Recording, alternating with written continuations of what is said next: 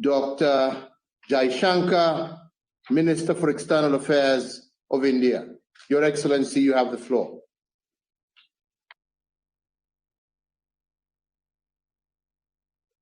Thank you, Mr. President. At the outset, let me begin by congratulating you, President Kenyatta, for your outstanding leadership as the President of the UN Security Council this month. Your delegation has focused on some of the most pressing thematic issues, as well as led an excellent visit of all Council members to Mali and Niger recently, which was immensely useful in understanding the situation on the ground. I also commend you on leading the discussions today, especially on an important subject of cooperation between the United Nations and regional and sub-regional organizations, with a specific focus on the African Union. Given the context of recent developments in the African continent, the topic of renewing solidarity to successfully deliver peace and security in a changing conflict environment is well-timed and indeed most apt. I would also like to thank the briefer, Mr. Donald Kaberuka, African Union High Representative for the Peace Fund, for his valuable insights. Mr. President, the international community needs to pay close attention to the African voice and wisdom. No one can know Africa better than Africans themselves. We have seen from history that offering external solutions to African problems without African involvement has not served the interests of the African people. This skewed approach needs to change. The change should begin here in the Security Council itself, given the fact that nearly 70% of the Chapter 7 mandate resolutions are on Africa. A strong and effective partnership between the United Nations with the African Union has to be the foundational edifice.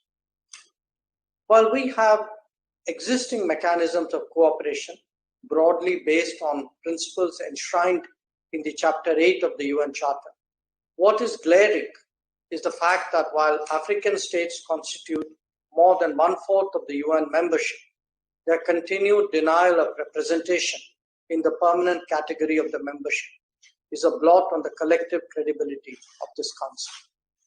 While India has always supported the Esselwini Consensus and called for a permanent representation, permanent African representation in an expanded Council, those who are responsible for denial by delay and perpetuating an historical injustice must be called out. Mr. President, in today's African continent, democratic values are driving efforts to effectively address the challenges of peace and security. This is clearly evident through AU's increased role within the framework of the African peace and security architecture and in the success of AMISOM in Somalia, as well as through its mediation efforts in Libya. The African Union has been ably supported by the preventive diplomacy and mediation efforts of the ECOWAS, of the ECAS, of the Southern African Development Community, SADC, and the Intergovernmental Authority on Development, IGAD, each of whom have been critical in advancing peace efforts in their respective regions. We need to be cognizant of this reality, and this spirit of burden sharing must continue to drive the agenda of peace and security. Mr. President, India appreciates, because of its own experience, that the root cause of conflicts in Africa lie in its colonial history.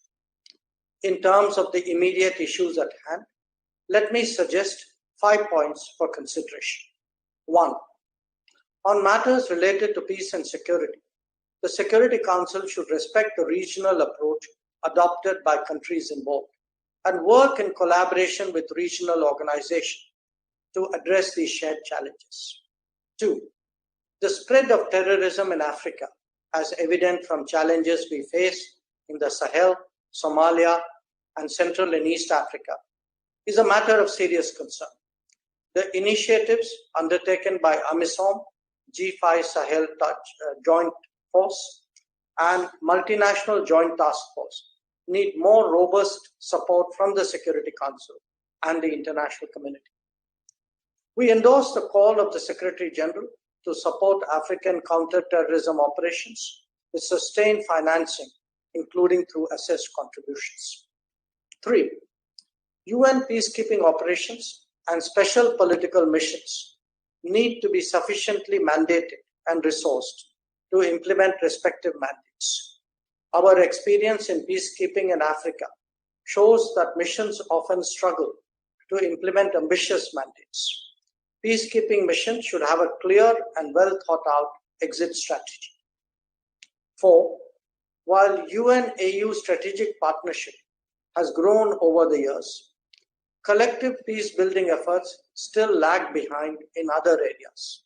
A more meaningful peace-building partnership between the UN and AU based on interinstitutional cooperation that focuses on harnessing comparative strengths to complement each other in pursuing the ultimate goal of peace and security in the region is indeed needed. And 5, in order to resolve the issues that divide the UNSC and AU Peace and Security Council, it is important to re-energize and strengthen liaison mechanisms. A3 members can play an important role in the same. While deciding on the appointment of special envoys of the Secretary General or the drawdown of ongoing peacekeeping and political missions, it is important to consider the views of the regional member states. Mr. President, India and Africa share a unique and historical relationship. Our approach to this partnership was enunciated by Prime Minister Narendra Modi in 2018 through 10 guiding principles. We have worked with Africa as per Africa's priorities, Africa's comfort, and Africa's aspirations. We believe that Africa's rise is essential for true multipolarity in the global order and are committed to supporting that happening. India's support has always been without any conditionalities or any hidden agenda. This is visible in our 184 projects in 41 African countries, implemented under concessional finance. It is expressed in the medicines, vaccines, health equipment, ambulances, vehicles, and food grains we have provided to many African nations. It is evident in the vocational training and IT centers set up across Africa, in the 50,000 education and training slots extended over the last 5 years, and the digital education health programs with 19 African partners. Our trade and technology exchanges are steadily growing in line with closer political and people-to-people ties. With these words, Mr. President, I'd like to conclude by reiterating India's abiding and steadfast commitment towards an effective partnership between the UN and the AU.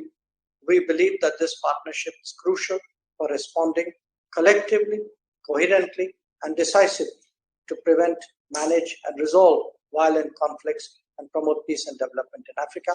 I thank you, Mr. President. I thank His Excellency Dr. Jaishankar.